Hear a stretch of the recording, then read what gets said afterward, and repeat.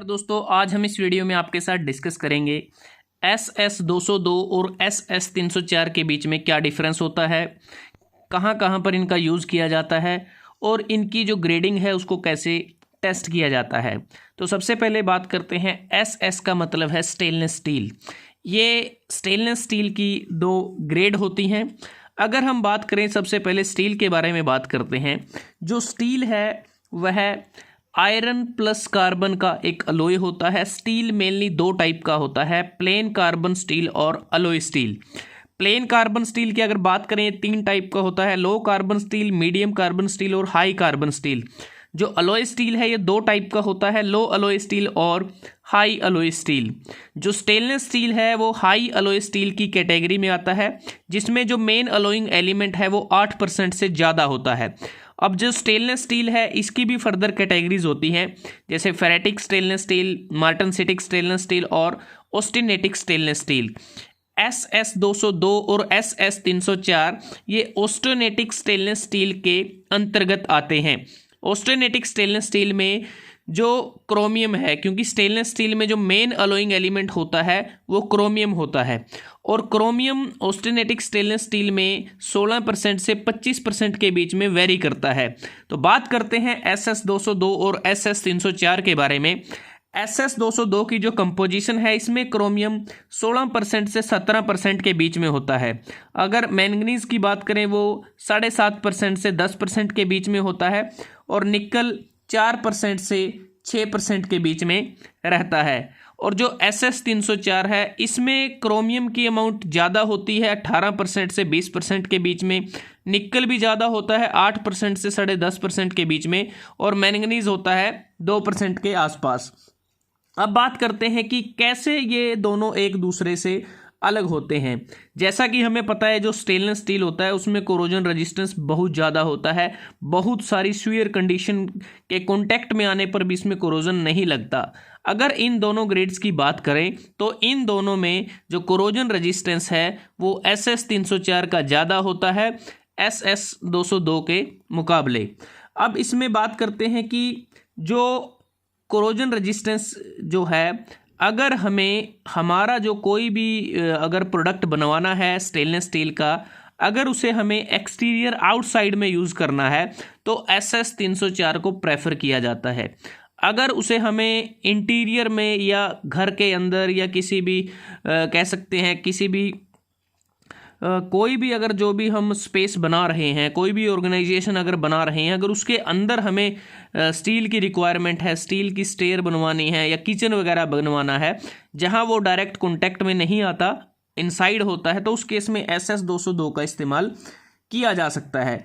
अगर कंपोजिशन की बात करें, इसके अतिरिक्त इन दोनों ग्रेड्स में सिलिकॉन, नाइट्रोजन, कार्बन, फास्फोरस और सल्फर की भी कुछ अमाउंट रहती है। अब बात करते हैं कि जो SS304 है इसमें ज़्यादा निकल होता है, और निकल ज़्यादा होने की वजह से ये ज़्यादा कोरोजन रेजिस्टेंस हो जाता है। ये इसके कारण, ज़्यादा होने के कारण जो रस्ट है वो भी मटेरियल पर नहीं लगती, और इसलिए जो SS304 है वो SS202 के मुकाबले बेटर होता है। और जैसा हमने बात की कि इसकी जो कॉस्ट की अगर हम बात कर लेते हैं, जो कॉस्ट होती है SS2 ये चीपर होता है, सस्ता होता है, जबकि SS304 ये महंगा होता है क्योंकि इसमें निकल की अमाउंट ज़्यादा होती है। उसके बाद बात करते हैं वेल्डेबिलिटी की। जो SS202 है इसको वेल्ड करना आसान होता है क्योंकि इसमें जो आयरन है वो ज़्यादा अमाउंट में होता है, और इसमें हमें प्री हीटिंग या पोस्ट वेल्ड हीटिंग की आवश्यकता नहीं होती, और जो ट्रेडिशनल वेल्डिंग मेथड है उससे इसको वेल्ड किया जा सकता है।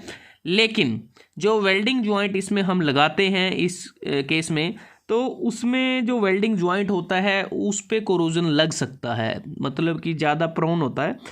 अगर हम बात करें SS304 की, तो इस केस में जो ट्रेडिशनल वेल्डिंग मेथड है उससे वेल्डिंग की जाती है, लेकिन जो वेल्डिंग है वो काफ़ी हार्ड होती है और उस पर कोरोजन लगने के चांसेस बहुत ही कम होते हैं। और यूज़ की हमने बात कर ली। जैसा कि हम बात करें, जब हमें इंटीरियर में जो अंदर घरों के अंदर अगर रेलिंग है या घरों के अंदर स्टेयर है, किचन्स हैं, किचन्स की जो कटलरी है, किचन में सिंक है, इवन जो किचन्स भी हैं जहाँ पर हम रेगुलरली सफाई करते हैं, क्लीनिंग करते हैं, तो उस केस में SS202 को हम लगा सकते हैं। और जो SS304 है, इसको जो आउटडोर की जो रेलिंग है, आउटडोर की जो स्टेयर हैं, विंडो की ग्रिल्स वगैरह हैं, तो एक्सटीरियर में इसका इस्तेमाल किया जाता है क्योंकि ये ज़्यादा कोरोजन रेजिस्टेंस होता है। अब बात करते हैं टेस्टिंग की कि क्योंकि ये जो दोनों SS202 हैं और SS304 हैं, ये दिखने में बिल्कुल एक जैसे होते हैं।